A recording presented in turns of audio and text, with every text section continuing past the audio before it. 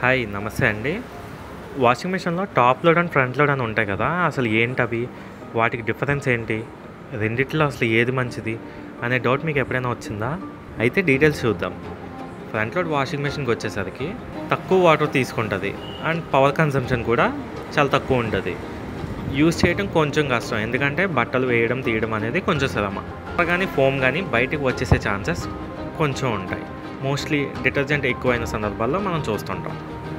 Cleaning efficiency ఎక్కువగా ఉంటుంది top లోడ్‌తో కంపేర్ చేస్తే. అండ్ టాప్ లోడ్ వాషింగ్ మెషిన్‌కి వచ్చేసరికి ఫ్రంట్ లోడ్ కన్నా వాటర్ కన్జంప్షన్ కొంచెం ఎక్కువ ఉంటది. ఫ్రంట్ లోడ్ కన్నా 25-30% పవర్ కన్జంప్షన్ ఎక్కువ ఉంటుంది. పెద్దవాళ్ళు యూజ్ చేయడానికి చాలా కన్వీనియంట్‌గా ఉంటది. ఫైనల్‌గా చెప్పాలి అంటే రెండు మంచివే. వాషింగ్ మెషిన్‌లో బెస్ట్ ఫీచర్స్ ఉన్నాయా లేదా మాత్రమే కాకుండా మనకి పర్సనల్‌గా ఏది బాగా సెట్ అవుతుంది, ఏది బాగా కన్వీనియంట్‌గా ఉంటుంది అని కూడా మనం చూసుకోవాలి.